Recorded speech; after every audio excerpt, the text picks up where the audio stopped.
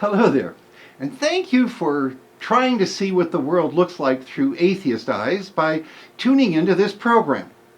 I'm Frank Zindler from the American Atheist Press, and my eyes are the atheist eyes through which you are being invited to see. Today's program is the third in a series of 4 interviews that I recently conducted with Professor David Brakke of The Ohio State University. Dr. Brakke is a historian and internationally acclaimed authority on Gnosticism and other aspects of early Christian history.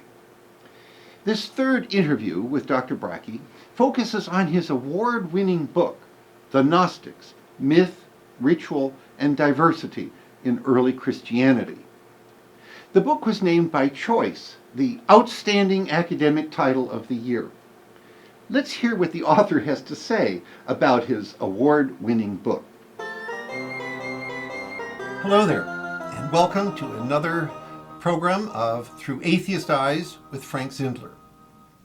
Today we are once again having an interesting conversation with Professor David Brakke from the Ohio State University, an authority on Gnosticism among a bunch of other subjects. Today we are going to get down to the meat of everything. We're going to be talking about his book, I think a marvelous book. It's not a big one, but boy, it's really got good stuff in it, called The Gnostics, Myth, Ritual, and Diversity in Early Christianity. And you'll be able to see this flown on the screen. David, one of the things that I really liked when I first read your book, and I read that long before we had met. I had no idea that the author was just an elbow away from me. Mm-hmm. But one of the things that impressed me about that book was the clarity of it, and in a sense the simplicity of it, in the sense of unnecessary elaborations. When I first read about Gnosticism, I don't know when it would have been, it was an enormous book by Kurt Rudolph, and I just got dizzy trying to sort through it. It was mind-boggling. As a scientist, I could not put my brain through that mind grinder. It was just impossible, and I had annotations in every page, on every page. And when I finished the book, I was in a state of total confusion. Mm-hmm. And I had no feeling like that at all when I read this book. And so I have to congratulate you for writing something that is really clear. And again, for our atheist viewers and for our non-atheist viewers, I'm told there are a few people who do believe in something out there, that I really, really recommend that you get this book. Do it right away. It's really a good book. And it will clarify a tremendous amount of complicated material in a way that I think everybody out there will understand. David, let's talk about the beginning now. How did you come to write this book? What is its prehistory? Its prehistory is rooted in the fact that right now there's a big scholarly conversation about what is Gnosticism, if you can talk about it, or so forth and so on. Yeah. And several books had come out that argued for this position or that position or so forth. But there was yet another position out there that I adhered to that other scholars, including my teacher, who's Bentley Layton, who teaches at Yale, and others had argued for, but mostly in scholarly articles, in journals and edited volumes and so forth and so on, and there was no book out there that argued for this. So I figured, someone needs to write that book. There was that. So I wanted to get this perspective on what Gnosticism is out there.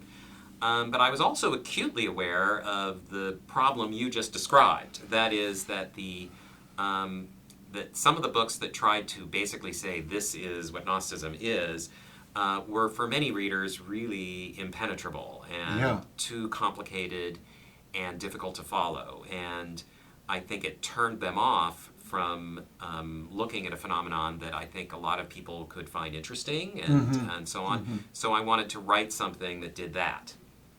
And I myself noticed when I was teaching this, especially to undergraduates, that there was no book that really said, this is what Gnosticism is all about, and this is why it's important in the context of early Christianity.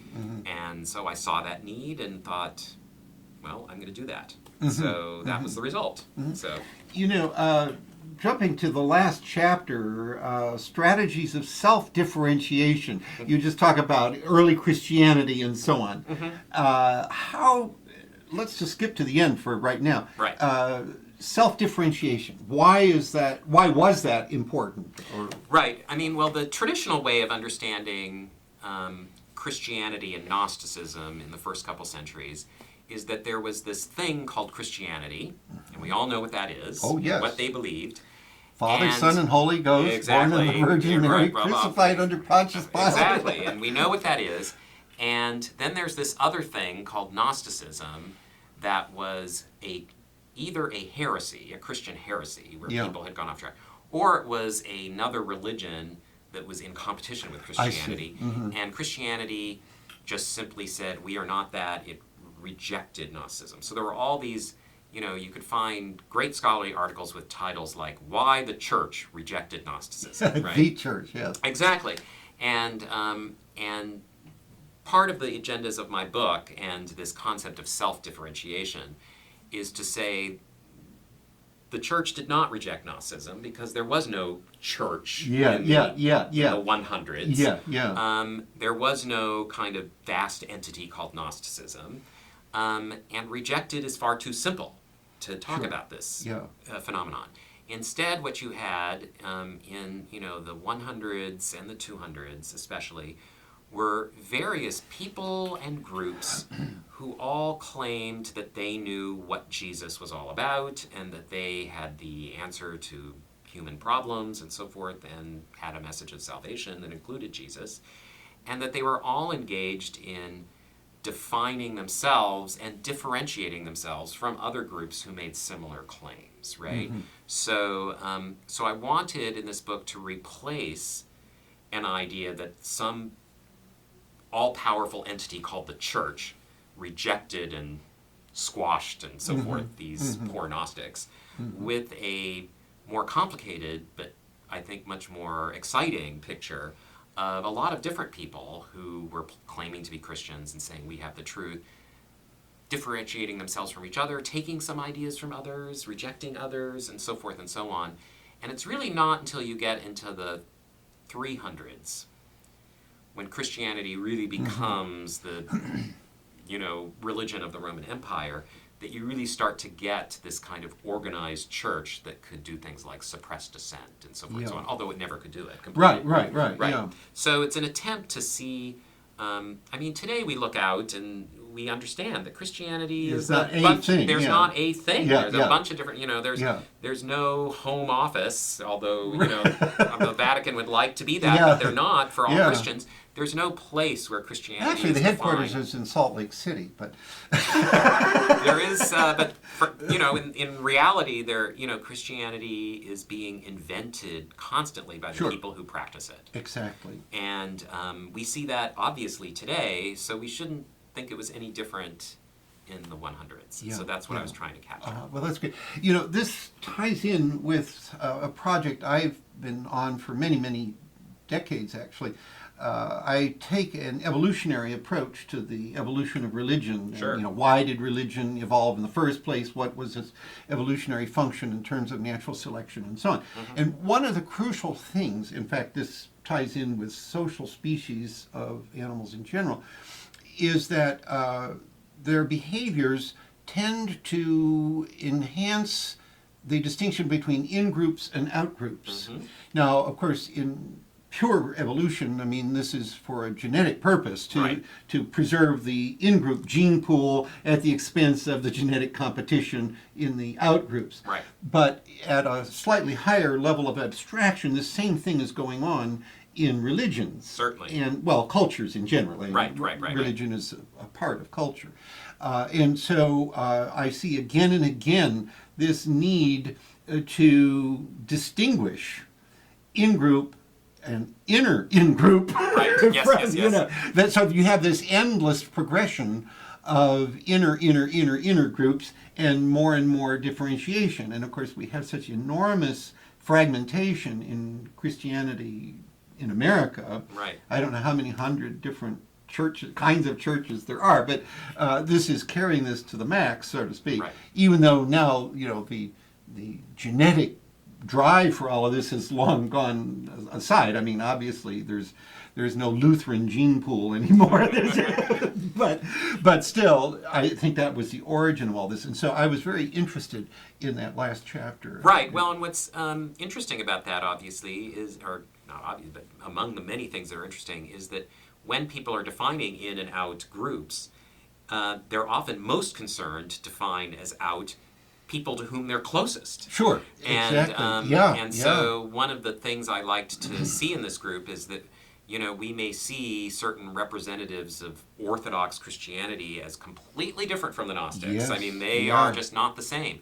But, you know, some of those quote-unquote Orthodox Christians who are so concerned to condemn the Gnostics and Valentinus, who was one of these great teachers who was later seen as a heretic, those people most concerned to condemn those people, they're doing so because their ideas are often very similar, not because they're completely different. Yeah.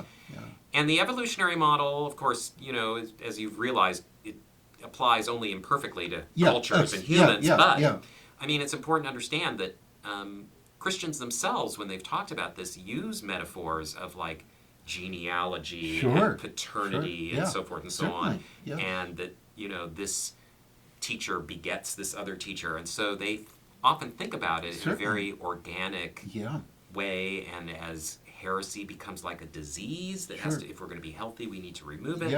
So this kind of model of evolution is, as you see, imperfect, but also does have resonances with what's actually going on.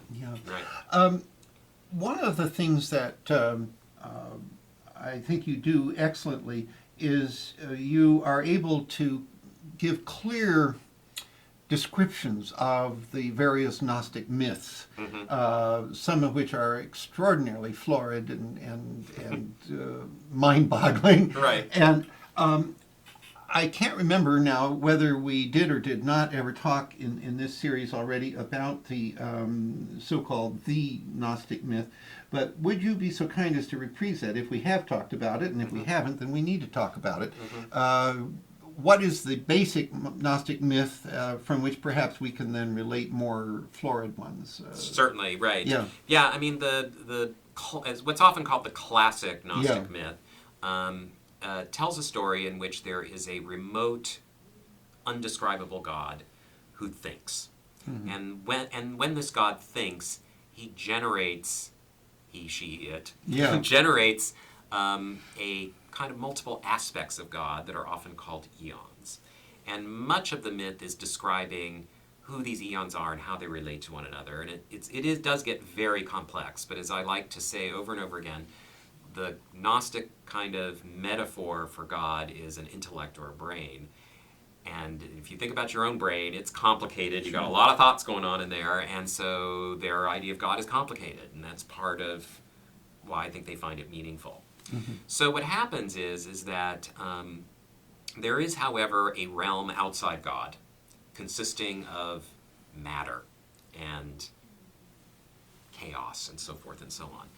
And there are kind of different ways Gnostic myth explains this, but at some point a god is generated to rule over and to create or form a world from this matter. In the most famous version, God has a thought. They all have names and so on, and one of them is called wisdom, in Greek Sophia. Sophia, yes. Right, and spatially, of course, you should never think about this, right? In Hebrew, Chokhmah. The eon, wisdom, or Sophia is spatially thinking kind of the farthest from the ultimate God. And in the most famous version of the myth, wisdom or Sophia decides to think a thought without the consent of her male consort. Yes. It seems as though one way the Gnostics thought about the unity or harmony of of the various aspects of God is to think about them in male-female pairs, right? And she thinks without the consent of her male consort and without the consent of the ultimate God, whom they call an invisible spirit. So she has a thought, but it's a deformed bad thought. And this deformed bad thought, she casts outside God into the realm of matter and chaos. Now, is this the ectroma? Is that, Yeah, I mean, they can use that word for Yeah. that, right? It's cast that's in the out. Pauline epistle. Right, they yeah. draw on Pauline Yeah. language to talk Yeah. about this. They call, in this classic Gnostic myth, they call this false god that Sophia Yeah. erroneously Yeah. generates, they Generates. call him Yaldabaoth. Yes, yes. This false god is ignorant because he actually thinks he's the ultimate god, which he's clearly not. And ultimately, he's malicious because he will be hostile to human beings because human beings have the capacity of knowing that he's not the ultimate god and that there is this higher god. This Yaldabaoth is, for the Gnostics, the God we meet in Genesis, the God who created this world, who caused the flood that Noah was saved from, and so forth and so on, right? So what happens, though, is, and so he's got this world, he is in charge of it, and so forth and so on, is that nonetheless Yaldabaoth managed to inherit or take from his mother a share of divine power, which is what enables him to create this world as an imperfect copy of the eternal world. That's very Platonic. Oh, it's totally modeled on Yeah. Plato's Timaeus as yes. well as Genesis, right? And so the Gnostic myth explains how this divine power eventually is dispersed in humanity. And the ultimate God, Sophia, as one of the eons, and Yes. other aspects of God work to restore this lost divine power to God, to this realm of God that they call the entirety. And Gnostic myth kind of tells that story. And ultimately, as the secret book according to John tells it, the highest aspect of God that we can know, who's called God's forethought, or Pronoia. yes, in Greek pronoia, but also more mysteriously called the Barbelo Oh, yeah, eon, yeah. which we don't know why. Yeah. Okay, this eon at some point becomes incarnate in Jesus, and in this way announces the existence of this higher God and wakes us up to our true selves as having fragments of this higher reality. Now, is Jesus also an eon in this system? In this myth? Jesus, the human Jesus, no. No. Though in this version there is an eon that's called the Christ or the Anointed One. Okay. Right. Okay. So there is a separation between Jesus and Christ. Indeed. Right. Very important, I think. Right. And it seems in most versions of the Gnostic myth, it's not actually this eon called the Anointed or Christ who comes in Jesus, but instead this eon called Forethought, Pronoia, or the Barbelo. Or in another telling, it is a kind of eon named the Great Seth, after Adam and Eve's second son. So in this version of the myth, the thing that Jesus does that saves us is not that he dies on the cross for our sins, but that he incarnates the voice of the higher God, calling us to realize that the God who created this world is not the ultimate God, and that we have within ourselves a fragment of the divine power. And so we do not belong to this realm, and eventually will return to the higher realm ourselves. Now, you seem to agree with me, or I seem to agree with you. I guess you should We're have in priority agreement. here. We are in agreement. But I mean, in the Platonic roots of all Certainly, of this, yes. and I independently had thought that the Timaeus was very important here. One of the things that has interested me in Gnosticism, and I don't recall that you deal with this in your book, and I don't remember anybody talking about this, come to think of it. I've been very, very interested in what I identify are the astrological origins of many ancient forms of Christianity and the mystery religions and so on. And I think I find traces of astrology in the Pauline epistles and elsewhere. And in fact, in traditional Christianity itself, with worshiping on Sunday, the sun's god, having 12 disciples or 12 apostles. This is the 12 signs of the zodiac, and on and on and on. There are many, many things that, to me, smack of astrology. Right. And it seems, though, to me, that in Gnosticism there must be a really large astrological component. The number of the eons, the number of the emanations. There are 365 Rulers. Rulers, yeah. And whereas the astrologers, they divide things up, the signs into decans and all this kind of thing. And I just wonder, am I off base on that? By no means. No, of course. As you said, the book is not long, and so I didn't go into all details, but yes, there's a heavy astrological component to Gnosticism. I mean, when they look in the skies and see the stars, like most ancient people, they saw living, rational beings. Yeah.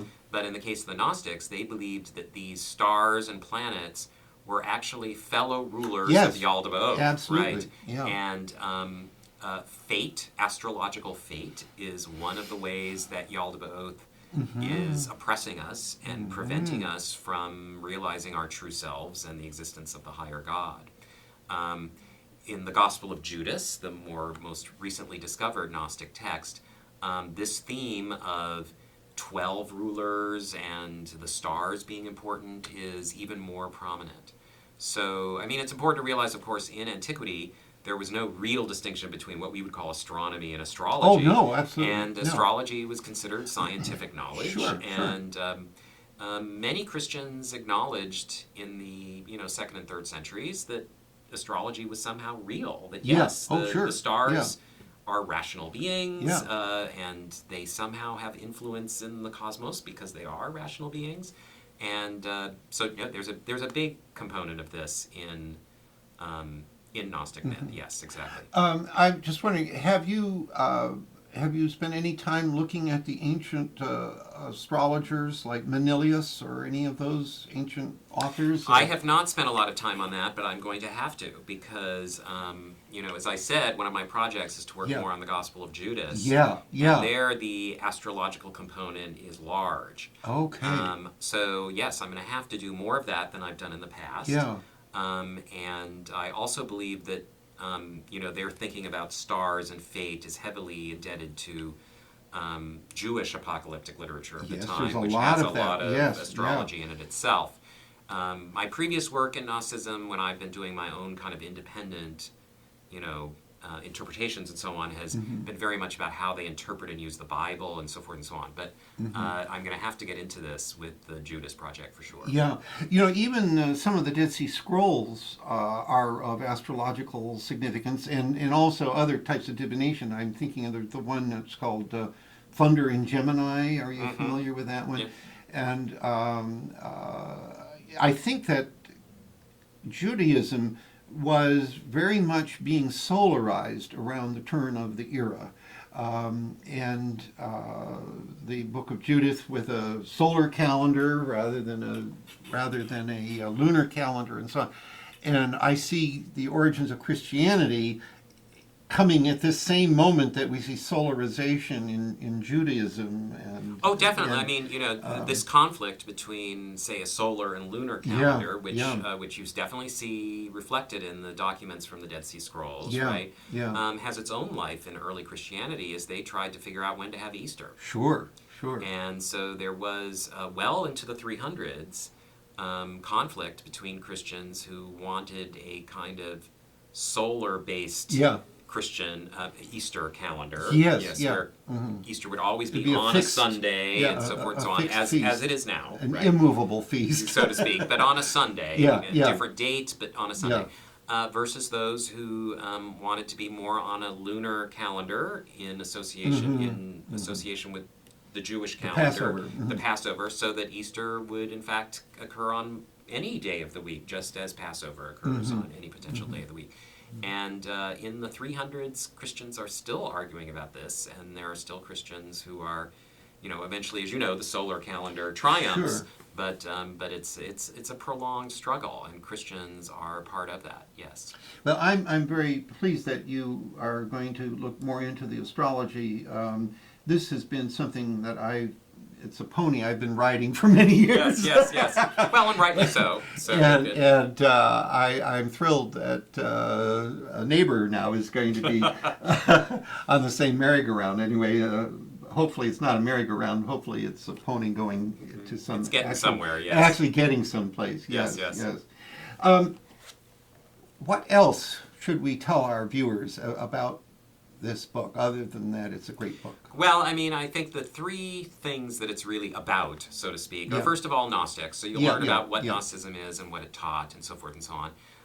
And second, you'll learn about the development of early Christianity. How did Christians interact with one another, and how did they come up with the idea of an orthodoxy and a heresy and so forth. So these are kind of very historical content kind of things. But also one of the things that I tried to introduce people to in the book is the kind of theoretical concepts that are involved in thinking about this stuff. Mm-hmm. How do we define a religion? How do we think about a religious group? How do we decide to put people in this group rather than this group, for example? Is it simply if people say they're Christian, they're Christian?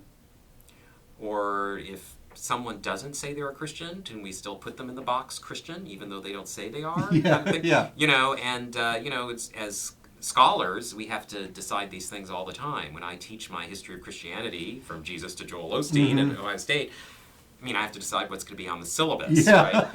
And so we're making these decisions all the time. And so part of what the book is about is what's at stake in these questions. I mean, often students in my class will say, what does it matter whether we call people Gnostics or not? Who really cares? Does it really matter? And I said, well, on one level it doesn't matter, right? You know, I mean, if we read their literature and take it seriously, it doesn't matter whether we call them Gnostics or we just call them kooky Christians or whatever.